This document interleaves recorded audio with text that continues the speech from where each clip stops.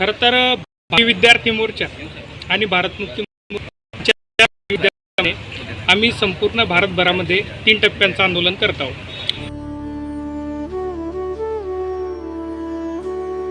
भंगाणे gold राजवाडी collection, सर्वात चांगलं, सर्वात मस्त।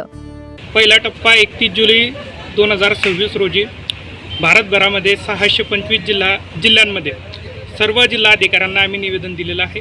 त्याचा दुसरा टप्पा आज 20 ऑगस्ट 2026 रोजी धरणे आंदोलनाचा, जो आज रोजी संपन्न झाला। काही मागण्या घेऊनही आम्ही आंदोलन करतोय। ज्या पद्धतीने जंतर मंतरला संविधानिक अधिकारांचा वापर करत विद्यार्थ्यांनी आंदोलन केलं आणि या लोकशाहीला प्रबळ करण्यासाठी, लोकशाहीला वाचवण्यासाठी आंदोलन केलं, त्या विद्यार्थ्यांवर अमानुष मारहाण करून त्यांच्या अधिकारांपासून हनन करून त्यांच्यावरती खोटे नाटे गुन्हे दाखल केलेले आहेत।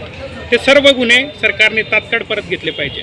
सोबतच भारतभरामध्ये आणि राज्यभरामध्ये जे पेपर फुटीचे प्रकरण चालू आहेत, ते पेपर फुटीच्या प्रकरणांमध्ये दोषी असलेल्या आरोपींवर तात्काळ कारवाई केली पाहिजे आणि या प्रकरणात जे विद्यार्थी पीडित आहे, जे कुटुंब पीडित आहे, यांना सर्वांना न्याय भेटला पाहिजे।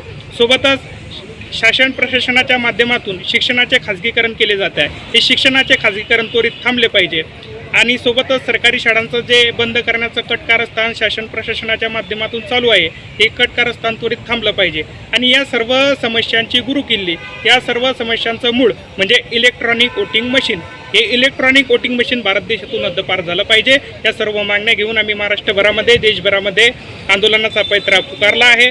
सोबतच जर शासन प्रशासनाने आमच्या या सर्व मागण्यांकडे दुर्लक्ष केलं तर येणाऱ्या 22 सप्टेंबर 2026 रोजी आम्ही जिल्हास्तरीय, राज्यस्तरीय आणि राष्ट्रव्यापी जन आक्रोश रॅलीचं आयोजन केलेलं आहे। हा पाठिंबा नाही आहे सर, सहभाग आहे। याच्यामध्ये भारत मुक्ती मोर्चा आणि भारतीय विद्यार्थी मोर्चा यांचं संयुक्त आंदोलन आहे।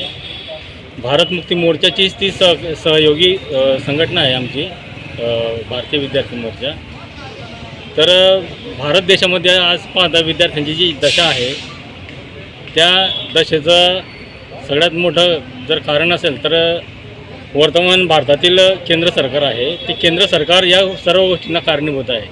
केंद्र सरकारच्या केंद्रात जो शिक्षण मंत्री होता त्याचा राजीनामा घेतला गेला, त्याच्या जागी दुसरा शिक्षण मंत्री आणून ठेवला गेला।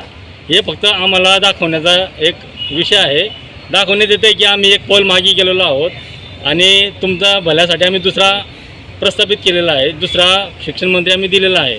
पण प्रमुख मागणी आमची अशी आहे की एक जातो, एक दुसरा येतो, एक बदमाश जातो, दुसरा डबल बदमाश येतो।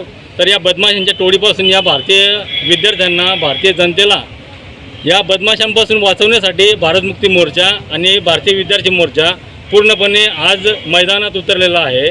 फक्त राजीनामे घेऊन समस्येचं निराकरण होणार नाही, हे आमचे राष्ट्रीय अध्यक्ष माननीय वामन मेश्राम यांनी सांगून टाकलेलं आहे। तर पूर्णपणे विद्यार्थ्यांना या बदमाशांपासून मुक्ती मिळावी याच्यासाठी हे देशभरात आंदोलन पुकारण्यात आलेलं आहे।